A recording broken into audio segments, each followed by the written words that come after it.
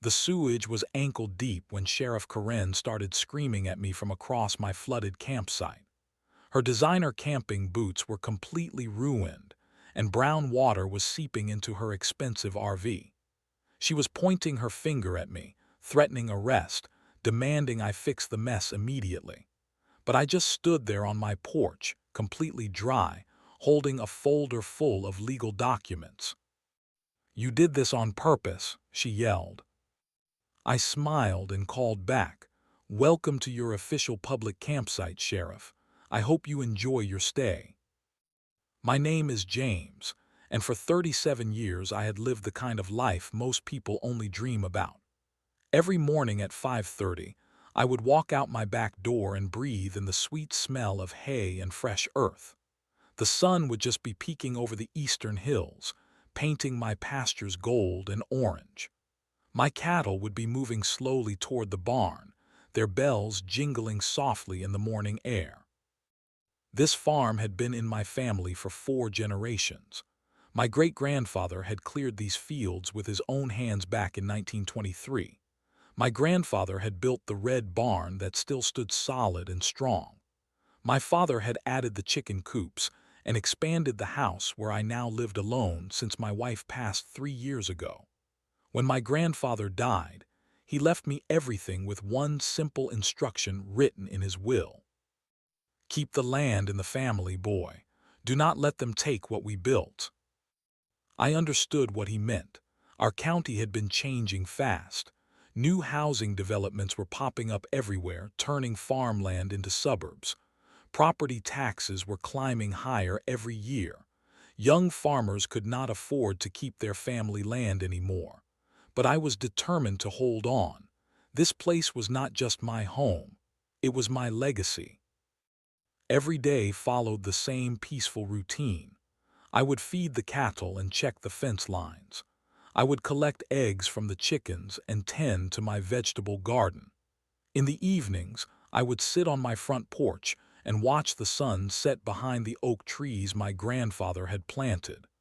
The only sounds were crickets chirping and the occasional car driving past on the county road. Life was simple and good. I had no enemies and no troubles with anyone.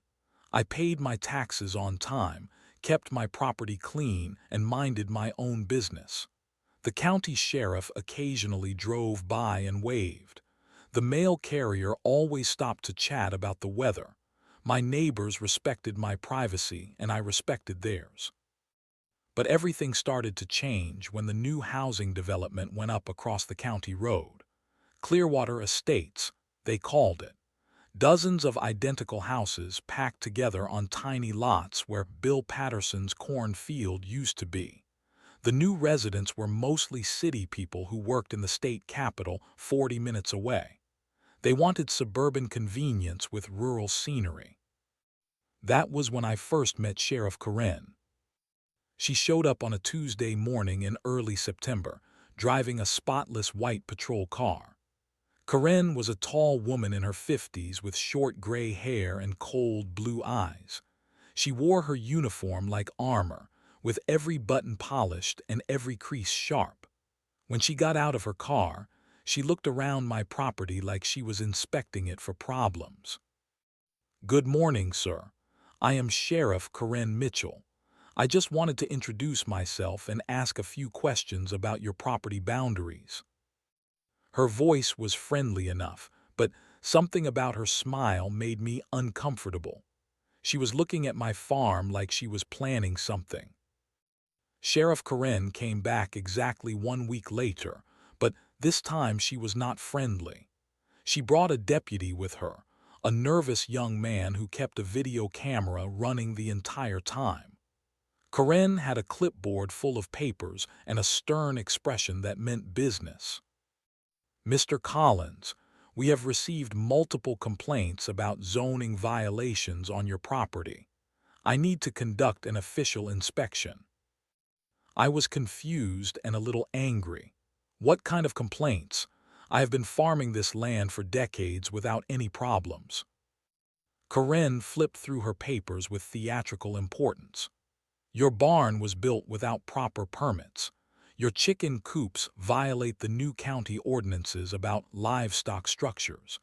These fence lines extend beyond your legal property boundaries, and that old equipment shed is considered an environmental hazard.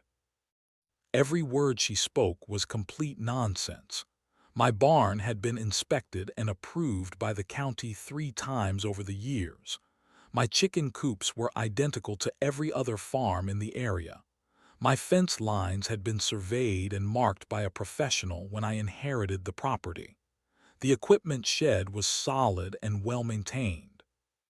"I would like to see these complaints," I said. "Who filed them?"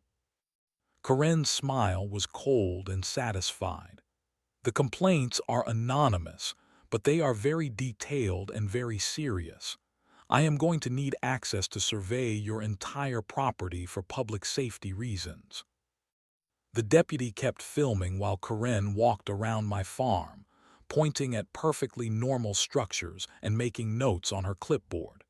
She acted like every building was a dangerous violation that threatened the entire community.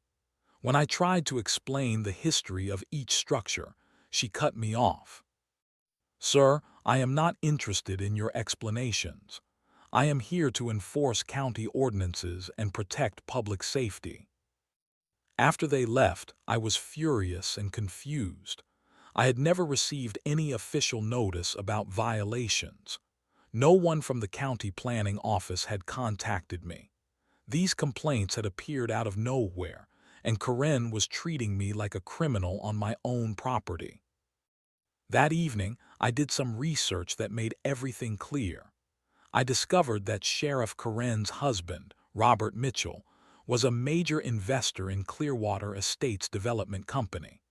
Her brother-in-law, David Mitchell, was the project manager who had overseen the construction. Corinne's own financial disclosure forms showed significant investments in local real estate development.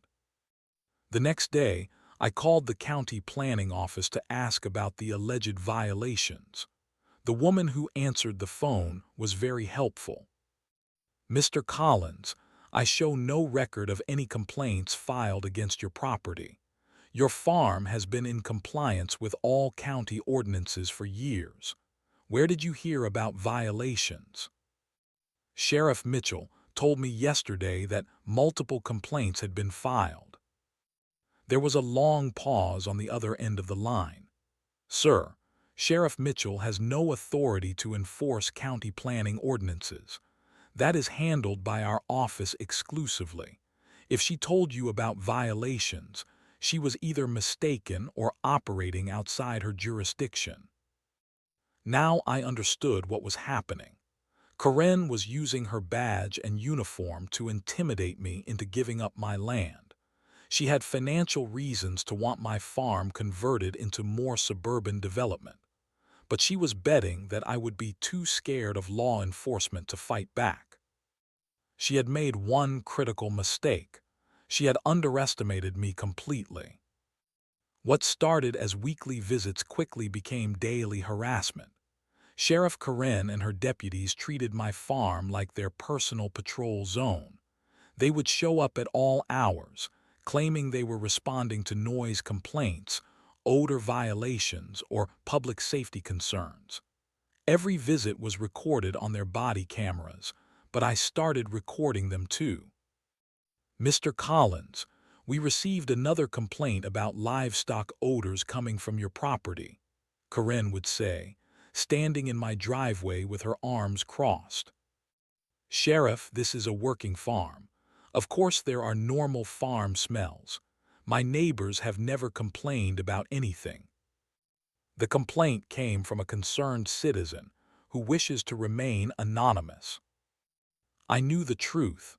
There were no real complaints. Corinne was manufacturing reasons to harass me, hoping I would get frustrated and sell my land to developers. But the harassment was about to get much worse.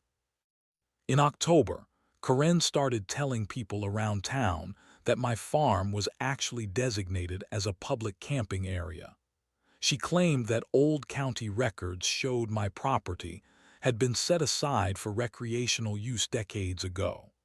According to her story, I was illegally preventing the public from accessing their camping rights. The first strangers showed up on a Saturday morning. A family from the city with a large RV knocked on my door. "Excuse me, sir. Sheriff Mitchell told us we could camp on your property this weekend. She said it was designated as a public campsite." I was shocked and angry. This is private property. It has been in my family for 4 generations. There is no camping allowed here. The family seemed confused and disappointed, but the sheriff gave us this official document saying we had camping rights here. They showed me a typed letter on county letterhead that claimed my farm was open to the public for recreational camping. The letter was signed by Sheriff Corinne Mitchell and looked completely official, but I knew it was completely fake. "I am sorry, but you have been given false information. This is private farmland, not a public campsite. You need to leave immediately." The family left, but they were just the beginning. More people started showing up every weekend. Some were polite and left when I explained the situation. Others were aggressive and demanded their camping rights. They would set up tents and RVs on my property and refuse to leave. When I called the sheriff's office to report trespassing, Corinne herself would respond. But instead of removing the trespassers, she would defend them. "Mr. Collins, these people have legitimate camping permits for this designated recreational area. You are the one who is violating county ordinances by preventing public access. This is my private property.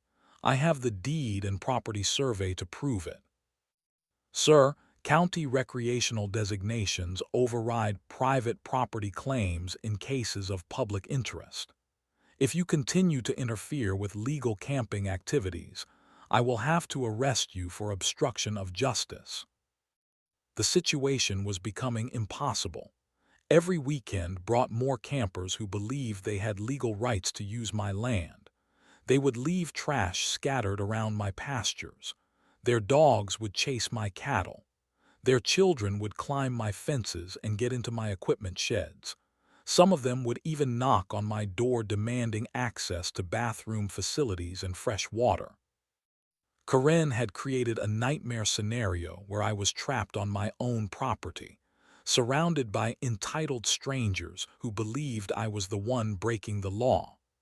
She was using her uniform and authority to convince people that black was white and up was down.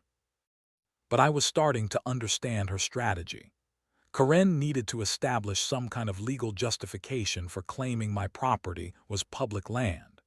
She was building a paper trail of fake complaints and phony camping permits that she could use in court later. Her goal was to force me into an impossible situation where I would either sell my land or lose it through legal manipulation. Every night, I would sit on my porch and watch strangers camping in my fields. My peaceful farm life had become a constant battle against people who thought they owned my land. I felt like a prisoner in my own home. But Corinne had made another mistake. She was so confident in her scheme that she was getting sloppy with the details, and I was documenting everything. By November, my life had become a waking nightmare. The constant stream of campers was destroying my farm and driving my cattle into a state of constant stress. My prize bull, Thunder, had lost 50 pounds because he could not graze peacefully with strangers walking through his pasture every day. 3 of my best dairy cows had stopped producing milk altogether. The financial pressure was crushing me. I had hired a lawyer to fight Corinne's bogus camping claims, but legal fees were costing me $3,000 every month. The fake violations and citations that Corinne kept issuing carried heavy fines that I had to pay while appealing them through the court system. My property insurance company had canceled my policy because they considered the camping situation too high risk. Then came the letter that nearly broke me completely. First National Bank was threatening foreclosure on my farm. The constant legal expenses and mounting fines had forced me to miss 2 mortgage payments. The bank letter was cold and official. Dear Mr. Collins, your property at 1247 County Road 18 is now in default. You have 30 days to bring your account current or foreclosure proceedings will begin.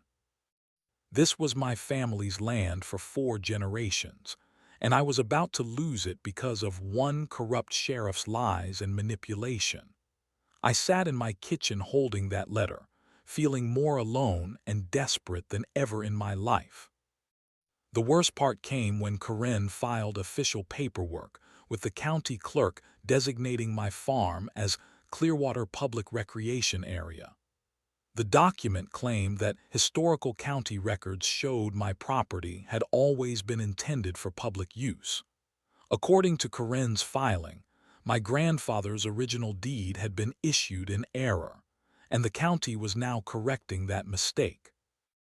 Everything in the document was a complete lie, but it looked official and legitimate. Corinne had somehow managed to create fake historical records that supported her claims.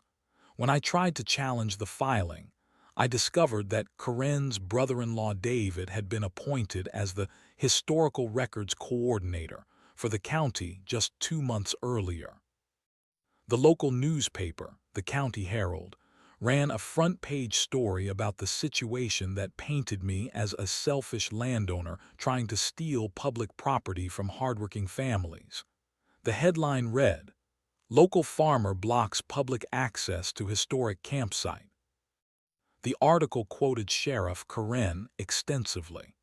Mr. Collins has been illegally preventing families from accessing their recreational rights for decades. This land was always meant to be shared with the community, not hoarded by one individual. Not a single person from the newspaper had contacted me for my side of the story. They had simply printed Corinne's lies as facts and made me look like the villain. People around town started treating me differently. Some gave me dirty looks at the grocery store. Others whispered behind my back at the post office. I felt completely isolated and helpless. Corinne had used her authority and connections to turn the entire community against me. She had created a web of false documents, fake complaints, and manufactured evidence that made her lies look like truth. Every legal and social institution that should have protected me was either corrupt or fooled by her deception. That night, I sat alone in my kitchen, staring at foreclosure papers and wondering if I should just give up. Maybe I should sell what was left of my land to the developers and walk away. Maybe fighting this battle was hopeless. But then I remembered my grandfather's words, "Do not let them take what we built." I was not going to surrender my family's legacy to a corrupt sheriff and her developer friends. If Corinne wanted to play dirty, I would show her how dirty the game could really get. The next morning, I drove to the state capitol and hired the best property lawyer I could afford. Margaret Santos was a tough woman in her 60s who specialized in fighting government corruption and illegal land seizures. When I showed her all of Corinne's documents and explained the situation, her eyes lit up with anger. "Mr. Collins, what this sheriff is doing is not just unethical. It is criminal. Document falsification, abuse of authority, conspiracy to commit fraud. She has violated at least 6 different federal laws." Margaret immediately started investigating Corinne's claims about historical county records. What she found was shocking. Every single document that Corinne had filed was either forged or completely fabricated. The historical records coordinator position that Corinne's brother-in-law held did not exist until Corinne had created it specifically for this scheme. "Look at this," Margaret said, spreading papers across her desk. "These so-called historical records were all created on the same printer, using the same paper, with the same computer formatting.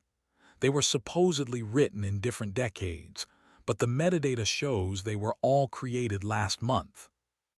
We also discovered that Karen's financial connections to the development were much deeper than I had suspected.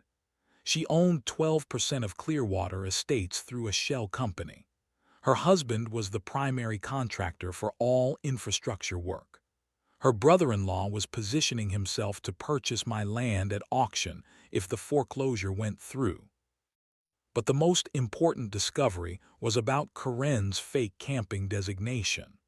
Margaret found that county law required any public recreational area to have specific sewage treatment facilities, water systems, and environmental permits. Since my farm had never been a real campsite, none of these systems existed. "Here is the beautiful part," Margaret explained with a smile. "If your property really is designated as a public camping area, then by law it must have proper sewage disposal for all campers. And since Karen has been encouraging people to camp there illegally, she is responsible for any environmental violations that result." That gave me an idea that was both brilliant and perfectly legal.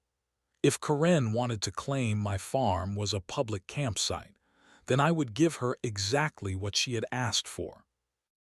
I spent the next 2 weeks researching every camping regulation and environmental law in the county code.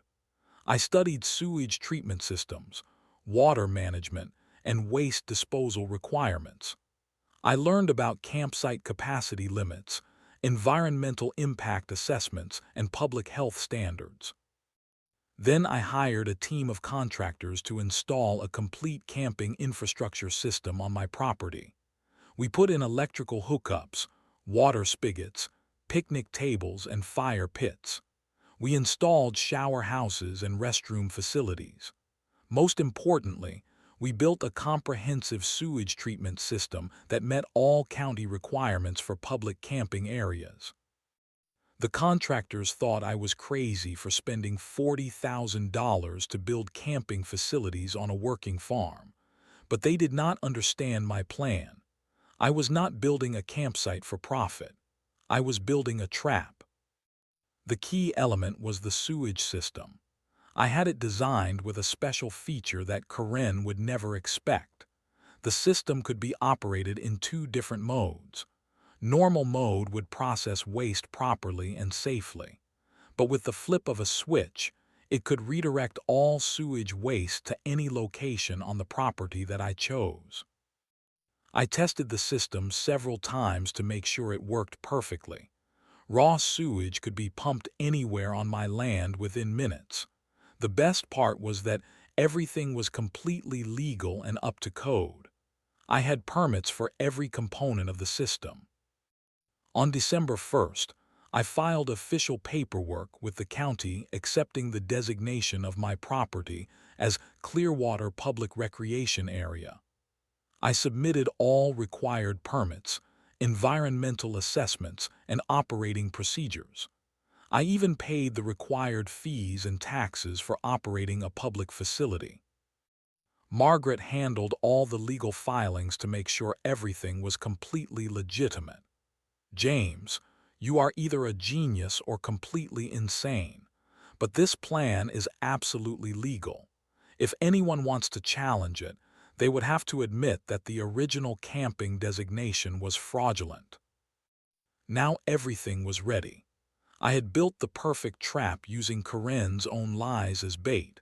All I had to do was wait for her to walk into it. Karen took the bait exactly as I had hoped. When she received my official acceptance of the public camping designation, she was furious that I had turned her scheme against her. But she was also trapped by her own lies. If she tried to claim that my property was not really a public campsite, she would have to admit that all her previous documents were fake. Instead, she decided to double down on her deception. Karen announced to the entire community that Clearwater Public Recreation Area was now officially open for business. She organized a grand opening celebration for the weekend before Christmas. She invited all her friends, family members, and political supporters to enjoy a victory camping trip on my former farm. The local newspaper ran another front-page story with the headline, "New public campsite opens thanks to sheriff's persistence." The article quoted Karen as saying, "This is a victory for every family in our county who deserves access to quality recreational facilities." Karen had no idea that she was walking into the perfect trap. That Friday evening, dozens of RVs and camping trailers started arriving at my property. Karen's husband Robert brought their expensive motorhome and parked it in the prime spot near the pond. David, her brother-in-law, arrived with a luxury camping trailer and immediately started acting like he owned the place. Karen's deputies and their families claimed the best camping spots and started setting up elaborate weekend camps. Karen herself arrived on Saturday morning in a brand-new Sheriff's Department RV that had been purchased with taxpayer money. She was wearing casual clothes but still had her badge and gun, making sure everyone knew she was in charge. She walked around the campsite like a conquering general, pointing out features and bragging about her victory over me. "This land should have been public property decades ago," she announced to a group of campers. "Some people think they can hoard natural beauty for themselves, but I believe in justice for hardworking families." I watched all of this from my kitchen window, staying inside my house while the celebration continued outside. More than 60 people were camping on my property by Saturday evening. They had campfires burning, children running around, and music playing until late into the night. Karen's supporters were treating my farm like their personal victory party. Sunday morning was when I activated my revenge. At exactly 6 in the morning, I went down to my basement and switched the sewage system from normal operation to flood mode. I had programmed the system to redirect all waste from the entire campsite to the low-lying area where Karen's RV and her family's campers were parked. The first sign of trouble came 30 minutes later when someone started yelling about a terrible smell. By 7 o'clock, brown water was bubbling up from storm drains throughout the camping area. By 8 o'clock, the entire lower section of the campsite was flooded with raw sewage. Karen's expensive RV was sitting in 2 feet of waste water. Her husband's motorhome had sewage seeping under the door. David's luxury trailer was surrounded by a lake of brown, stinking liquid that made the area completely uninhabitable. The smell was absolutely horrible. Families started packing up their campers as fast as possible, trying to escape before the sewage reached their vehicles. Children were crying. Adults were gagging and covering their faces with towels. The beautiful weekend celebration had become a nightmare of biblical proportions. Karen came running to my front door, pounding on it with her fist. "Collins, what did you do? Fix this mess right now." I opened the door and smiled at her. She was covered in mud and looked absolutely frantic. Behind her, I could see dozens of people desperately trying to pack up their ruined camping equipment. "Sheriff, I am not sure what you mean. This is a public campsite with a complete sewage treatment system that meets all county requirements. Sometimes these systems have operational challenges." "You did this on purpose. This is sabotage." "Sheriff, I would be very careful about making accusations without evidence. Everything on this property is completely legal and properly permitted. If you have concerns about the sewage system, you are welcome to file a complaint with the county environmental office." Karen was trapped and she knew it. If she accused me of sabotaging the campsite, she would have to explain why she thought I had control over a public facility. If she tried to have me arrested, she would have to admit that the entire camping designation was fraudulent. The sewage flood continued for 3 hours before I finally switched the system back to normal operation. By then, Corinne's victory celebration had become the most humiliating defeat of her career. Corinne's desperation led her to make the biggest mistake of her criminal career. Instead of cutting her losses and retreating, she decided to try arresting me on my own property. That Monday morning, she arrived with 4 deputies, body cameras rolling and handcuffs ready. "James Collins, you are under arrest for vandalism of public property, environmental terrorism, and obstruction of justice." I was sitting on my front porch, completely calm and prepared for this moment. "Sheriff, I would like to see your warrant." "I do not need a warrant. You committed these crimes in my presence at a public facility." "Actually, Sheriff, you do need a warrant to arrest someone on their private residence. And I would be very interested to know how you witnessed crimes that you claim happened at a public campsite while you were camping there as a private citizen." Corinne was getting angrier and more confused. She had not thought through the legal implications of her accusations. If my property was really a public campsite, then she had no authority to arrest me at my private residence. If my property was private land, then her camping designation was fraudulent. That was when I played my final card. I pulled out a thick folder containing every piece of evidence that Margaret Santos and I had gathered over the past 3 months. "Sheriff, before you make any arrests, you might want to look at these documents. This folder contains copies of all your forged county records, evidence of your financial connections to Clearwater Estates, recordings of your illegal camping permits, and detailed documentation of your abuse of authority." Corinne's face went pale as I continued.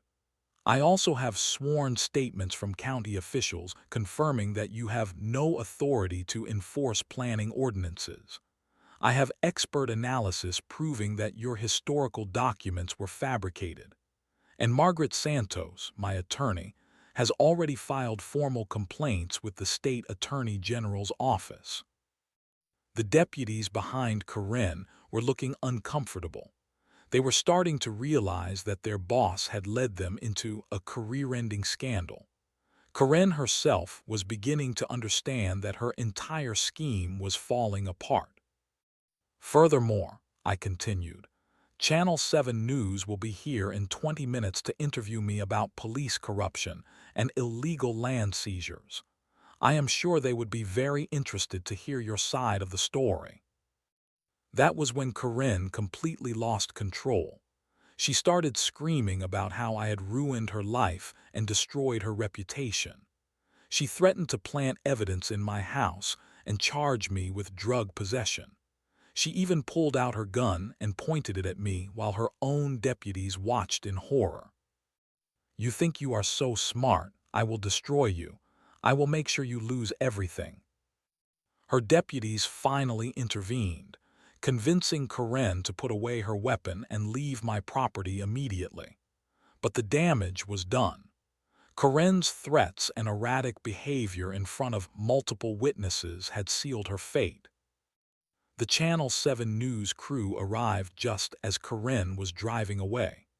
Reporter Susan Martinez interviewed me on camera, and I presented all my evidence of Corinne's corruption. The story ran that evening and quickly went viral on social media. Within 48 hours, the FBI had opened a federal investigation into Corinne's activities. The state attorney general filed criminal charges for document forgification, abuse of authority, and conspiracy to commit fraud. The county commissioners voted unanimously to suspend Corinne from her position pending the outcome of her trial. Corinne's reign of terror was finally over. 3 months later, Corinne was sitting in federal prison serving a 5-year sentence for corruption and civil rights violations. Her husband Robert had been banned from county contracting work. Her brother-in-law David faced his own criminal charges for falsifying public records. The entire conspiracy had collapsed under the weight of evidence I had systematically collected. All fraudulent claims against my property were officially dropped and expunged from county records. The bogus camping designation was revoked, and my farm was restored to its original agricultural zoning. The county paid me $60,000 in damages for the harassment and illegal fines I had endured. I used that money to upgrade my farm with better fencing, improved cattle facilities, and a state-of-the-art security system. I also kept the camping infrastructure in place, but now it served a different purpose. I opened a legitimate small campground that brought in extra income and allowed me to share the beauty of my land with respectful visitors. The sewage system that had been the key to my revenge was now functioning properly as a normal waste treatment facility. Sometimes I would walk past it and smile, remembering the morning when Corinne's victory celebration became her ultimate defeat. The Clearwater Estates development project faced federal investigation and massive delays. Several investors pulled out when Corinne's corruption became public. The project was eventually completed, but it was much smaller and less profitable than originally planned. Most importantly, my farm was peaceful again. I could sit on my front porch in the evenings and watch the sunset without worrying about corrupt sheriffs or fake camping permits. My cattle were healthy and productive. My land was secure for future generations. This experience taught me that sometimes you have to fight fire with fire. Corinne thought she could use her badge and authority to steal my family's legacy. She believed that ordinary citizens were powerless against corrupt officials. She was wrong. The key to defeating corruption is patience, documentation, and using the system's own rules against those who abuse it.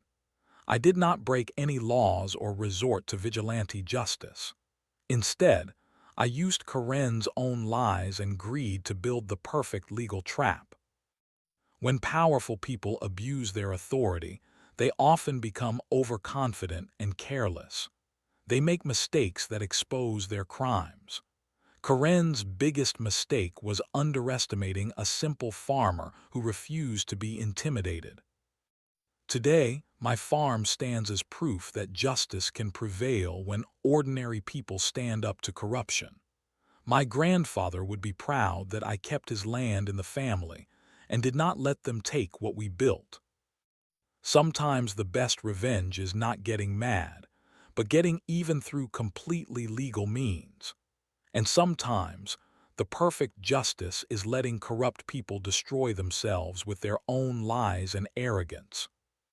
Corinne learned that lesson the hard way, sitting in a federal prison cell, probably still smelling sewage every time she closed her eyes.